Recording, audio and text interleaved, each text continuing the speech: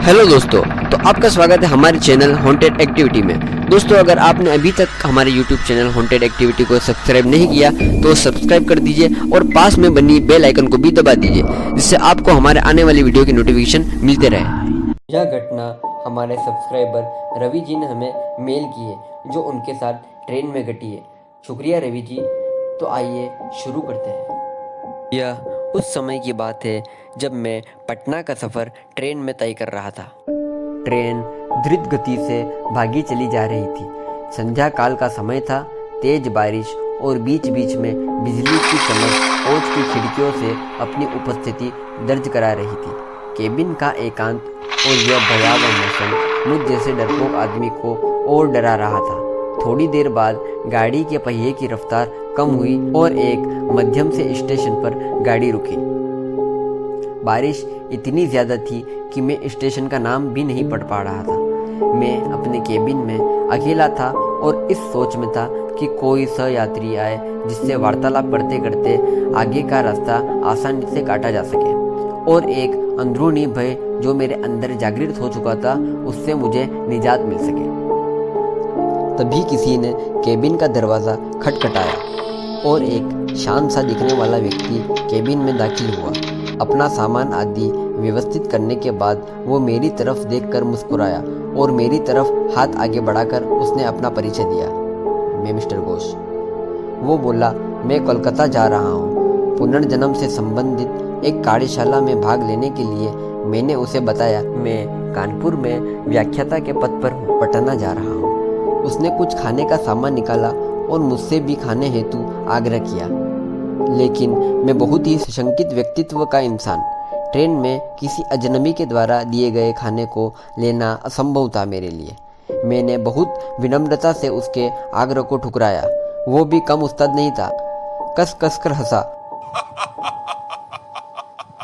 और बोला, संशय कर रहे हो मेरे ऊपर? अभी तो कुछ नहीं, देखिए आगे आगे क्या होता है।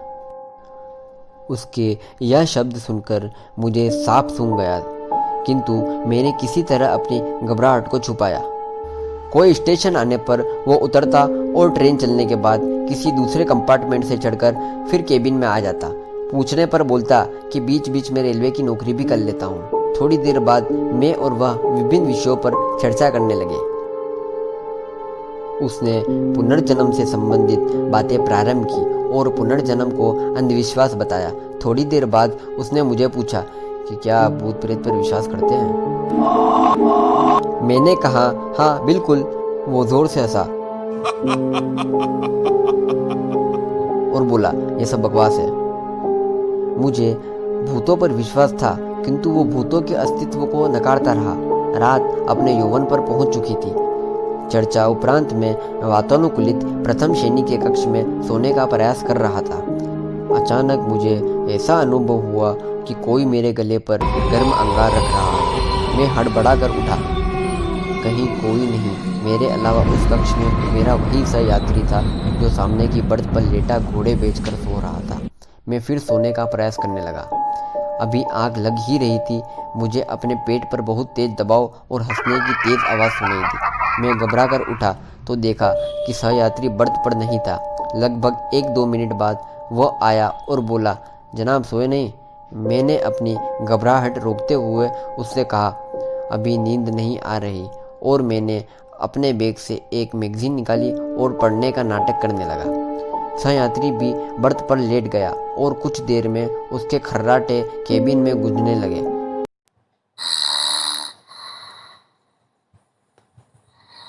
और मैं भी थोड़ा निश्चिंत हुआ और बर्थ पर आंख बंद कर लेट गया। ट्रेन कभी धीमी होती, कभी रफ्तार पकड़ लेती, लेकिन मेरे दिल ने अब तेज रफ्तार ही पकड़ रखी थी। भय और घबराहट के कारण लघु शंका की इच्छा अपने आप जीवित हो जाती है।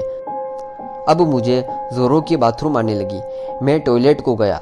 जैसे ही टॉयलेट की तरफ मुड़ मैंने टॉयलेट का दरवाज़ा खोला, वह सहयात्री मुझे अंदर दिखा और मैं चिल्लाते हुए अपनी बर्थ की तरफ भागा। देखा तो वो सहयात्री इत्मीनान से अपनी बर्थ पर सो रहा है। मैंने घबराहट में उसे जगाया। वो बोला, अरे क्या हुआ? इतना मासूम लग रहा था वो जैसे कुछ जानता ही ना हो। मैंने कहा, आप यहाँ भी और वहाँ टॉयलेट में भी। वो जोर से हंसा और बोला, मैं कितने रूप में कहीं पर भी रह सकता हूँ। घबराहट के मारे मैं पसीने से तरबतर बिल्कुल निर्जीव सा खड़ा उसके सामने। वो बोला, तुम्हें भूतों पर विश्वास था ना? तुम्हें तुम्हारे विश्वास का प्रमाण देना था। तुम्हारे जैसे लोगों के कारण ही हम भूत पिशाच लोगों का अस्तित्व है। इतना कहकर ही वो मेरी आंखों के सामने से अचानक कहीं ओझल हो गया। मैं इतना डर गया कि डर के मारे निर्जीव सा अपनी बर्थ पर बैठा था। तभी केबिन के अंदर टिकट निरीक्षक आया। उसका चेहरा देखकर मुझे बेहोशी छाने लगी, क्योंकि यह वही सयात्री था मेरा, और वो टिकट चेक कर मुस्कुराता हुआ चला गया। तो दोस्तों, कैसी लगी आपको हमारी ये वीडियो?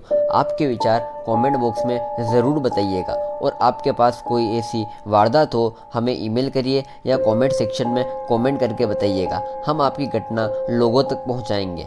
आज के लिए बस इतना ही। मिलते हैं अगली वीडियो में। तब तक के लिए गुड बाय। जय हिंद।